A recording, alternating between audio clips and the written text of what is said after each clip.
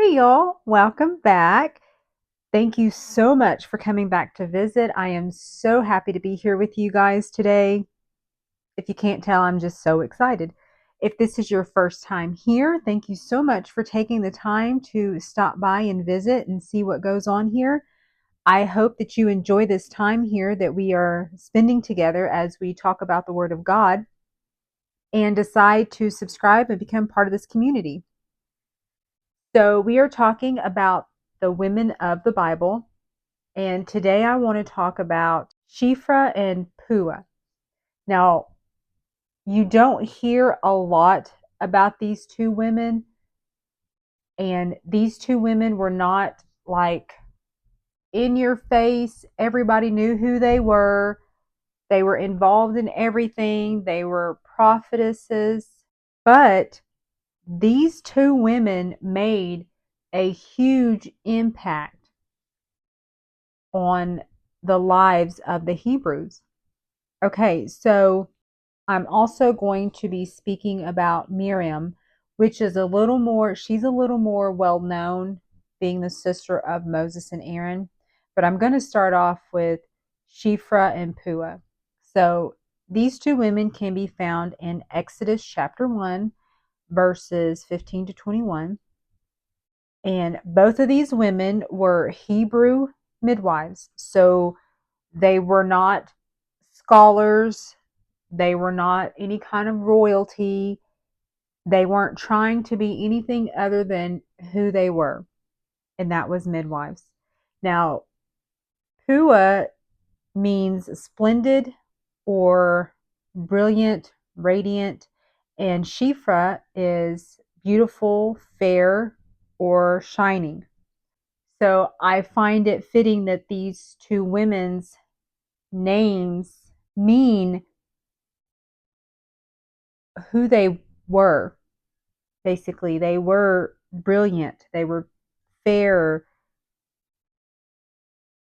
beautiful. I mean, we don't know physically what they look like, there's no description of them, but what we can read of who they are, how their hearts are, their postures, they're beautiful. So now, these two midwives, at the time, they're in Egypt, and the Israelites, or the Hebrews, are reproducing and multiplying. So Pharaoh gives them more work. He's more harsh on them, or he's harsher on them. And he thinks if we give them more to do, they won't have time to procreate. Well, it's the opposite. The more that he puts on them and the harsher he is to them, the more they multiply. So then it gets to a point where he is fearful that they are going to multiply and become so many that they're going to overtake him, his position, his royalty. So he tells all the midwives that whenever the Hebrew women have a baby, if it's a girl, she can live, and if it's a boy, then they need to kill it. Now, these two Hebrew women, they disobeyed Pharaoh by not killing the Hebrew baby boys when they were born. And when Pharaoh comes to them and they're like, why didn't you do this thing that I asked you to do? Rather than say, you know, they weren't trying to be. And I know sometimes we think, well, I am a child of God and I refuse to do this. And yeah, we need to stand firm on who we are and what we believe. But also, we need to use wisdom in what we do also. So here we see that they didn't say, well, we fear God more than we fear you, so we're not going to do this thing. Because I think if they would have said that, they would have not only ended their lives, but then other lives would have ended too, because Pharaoh would have gotten rid of them and put other people in their position. And those other women may not have had the same fear of God that these two women had.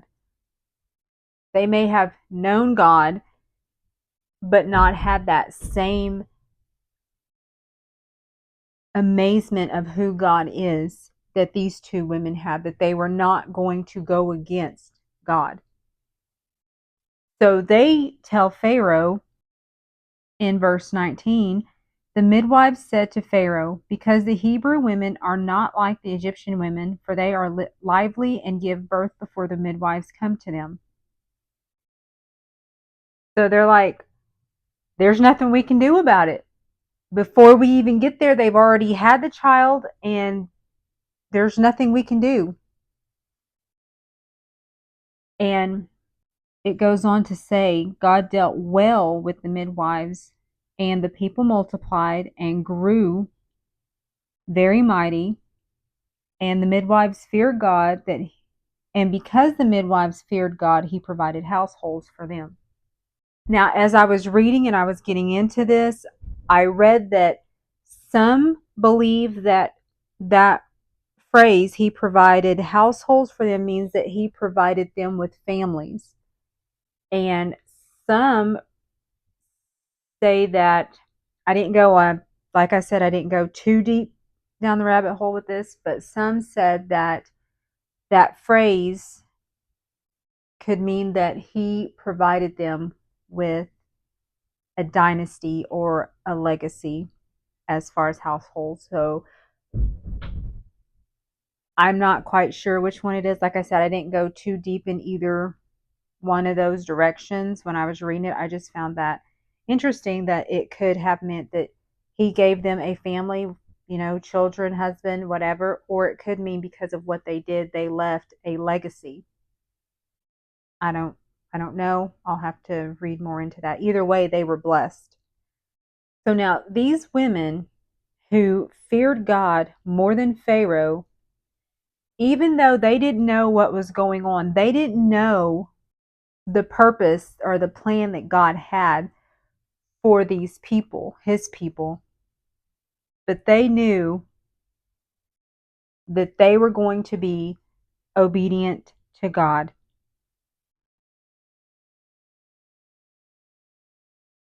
So you don't have to be in the center of everything, and what you do does not have to be some major huge accomplishment that changes everything. It can just be that one thing that you do, or that one thing that you're good at, that can make a difference for many people, and it can make a difference for years or decades.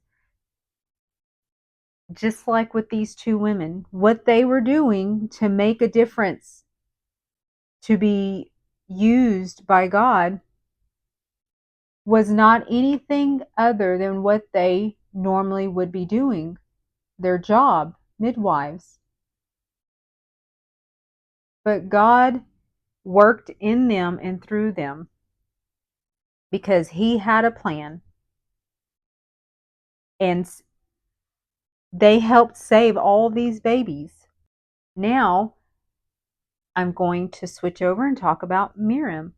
Now, Miriam can be found in Exodus 2, 3 through 4, 7 and 8, also chapter 15, 20 to 21. And she was a prophetess. She's also found in Numbers 12, verse 1 to 2, 5, 10, and 15. So now Miriam's name, what I read in Hebrew, means bitter or rebellion. And I can kind of see that, later on in Numbers, how that name kind of reflects her a little bit. And it means beloved in Egyptian, and I can see how that reflects her too. She is the sister of Moses and Aaron. Now, Miriam, again, we know more about her than we do the two midwives. We hear more about her than we do the two midwives, but there's not a whole lot of information about her. But what we do know is that she helped save her brother from death. She was keeping an eye on him while he was in the river, and when Pharaoh's daughter found him, she went and, got her mother, their mother, to be able to nurse him until he was old enough to be put back with Pharaoh's daughter. And this was all while she's a young girl. She also led the women in songs of praise and dancing after they had witnessed the miracle of the Red Sea splitting and them being able to cross on dry ground. And that can all fall under our beloved Miriam. But then we also have the rebellious Miriam, where she later on comes to her brother Aaron and they speak against Moses because he had married an Ethiopian woman. And after Aaron and Miriam had spoken against Moses, she became a leper. Now, when Moses prayed and asked for the forgiveness of Miriam, God did it, but she was still kind of outcast for the 7 days that was required. And what I saw with this was they were a little jealous and that they were ultimately like questioning God. Why is God speaking directly to Moses? Now, from reading about Miriam, we can see that her faith was strong and she loved her brother. And from a very young age, they saw that he was beautiful. So at a very young age, when he's a baby, they probably know that there's something special about him. I think Miriam and Aaron questioned Moses because of his relationship with God. So I feel that there may have been a little jealousy there because God speaks through visions and dreams. It says he speaks to his prophets and through others through visions and dreams. But with Moses, he was like, he had come face to face with Moses. And so I think more Miriam than Aaron, in my opinion, was a little bit jealous of that relationship because it's almost like she's saying, why is Moses so special, And then on top of that, he's married outside of their culture to an Ethiopian woman. So, what makes him special that he has this relationship with God? So, reading Miriam's story, I see that although we make a mistake and we mess up, God will forgive us and he will restore us. So we can start off on the right path and doing everything right that we think we're supposed to do. And then there might come a time that you kind of get off that path and you're not as focused on God and you've let other things come in and distract you. That doesn't mean God has stopped loving you. That doesn't mean he no longer sees you. He still desires to know you and have a relationship with you. And for me, I see that in the story of Miriam, because even though she questioned him, because to me, when I'm reading it, that's what I am seeing when I read it, is that she's almost questioning why God is he like almost like more special than we are. And God knows the plans for everything and we don't. And I think that's what's hard for us, is that we see things happening and we don't always agree with what we see happening. Or, somebody that we don't think should be doing something because we know their past is in a position and we don't agree with that. And you're like, well, why can't I do this? Or why am I not in that position? And, X, Y, and Z. But God already has it all planned out. And even though she may have been a little jelly and was questioning why God was doing what he was doing and the relationship that Moses had, she was punished for that, but then God also showed grace on her, gave her grace, and she was restored. Then after she's restored, she comes back into the camp, and then they move on. The way it's read, it's like they moved on, kind of like nothing ever happened, and they just continued on their way. Now, there was probably still a little bit of chatter about what had happened to Miriam, but I read this and I'm like, she received that. She understands what she did wrong, or she understood what she did wrong and what happened and why everything happened, and then she moved forward. She didn't sit there and question God about, why did I go through this and why did you do this for me? She understood. She didn't question God on why she had to go through that. She knew what happened and why she was in the situation she was in. And after she's restored, she accepts her restoration and she moves forward. Doesn't say she then resents God and turns her back on God or anything like that. She knows what she did. She received his grace and his love, and she moved forward. And I think sometimes we get into a situation or in a place where we feel like we've really messed up and we've really done something wrong, or because we were jealous of somebody else, how am I ever going to be in a place where I can just be content and okay when I don't get what I see others get, or if I don't get put in a position where someone else is put, and I think I've been doing this longer, or I do this better. You notice how there's a lot of I've been, and it's not about us. And even if you get into a place like that, when God corrects you, he's not correcting you because he's angry with you and how dare you do this. He's correcting you to put you back on the right path, to get your thinking back in the right place, because it's not about me, I. It's about him.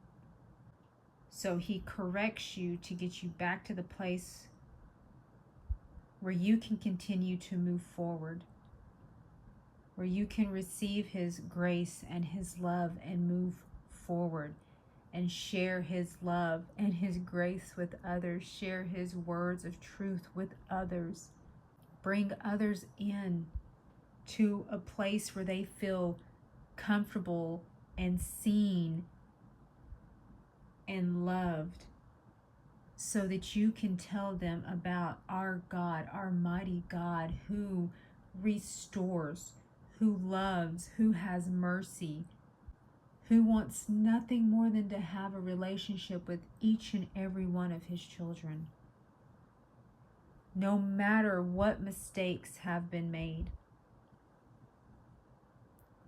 So I see from Miriam that in my relationship with God, in my walk, I don't have to be perfect. I am not going to be perfect. There will be times on my walk, I'm still human. So on my walk, I will still trip. But I know that even when I mess up, make a mistake, say something out of turn, let my feelings get the best of me, I know that he will forgive me. Now, I'm not saying when you go out and you are purposefully trying to sin. I'm saying in our day-to-day walk, in our life, there will be times where we're not thinking ahead and we'll let our emotions come in and we'll react before we think. And we don't mean to hurt somebody's feelings. We don't mean to get huffy with people. It's just, we're humans. We react to things and sometimes we don't think about it. But we are forgiven. So, you don't have to be in the spotlight. Wherever God has placed you, Ask him, what is it that you want me to do right now in this season of where I'm at? You do not have to be in a spotlight. You don't have to be on stage. You don't have to be the most popular at your place of work or at your school. You don't have to have the most high paying job and know every single person that you work with or go to school with or live around. You don't have to be the it person for God to work through you for his will. These two midwives were just doing what they did. And you just need to be obedient to God and let your fear of God be greater than your fear of man. But don't be afraid of God. And just because you get into a situation where you think, oh my gosh, I can't believe I did this. I've been doing good for 5 years, and then this one time something came up, I let my emotions get the best of me, and then I did X, Y, and Z. Or I've been doing good for so long, not gossiping or talking about this, and then I heard somebody bring up this name, and it just kind of, well, first of all, you need to pray about that, because bringing up that name shouldn't start something within you to make you act up. But that doesn't mean that you're out of the race. You need to go to him, confess your sins, ask for forgiveness, and be cleansed and move forward knowing that he heard you, he forgave you. There's no excuse for it, but he forgave you and he loves you. That love never changes. Well, I hope everyone has a great day. I have enjoyed this time here with y'all today, and I will see y'all next time. Bye.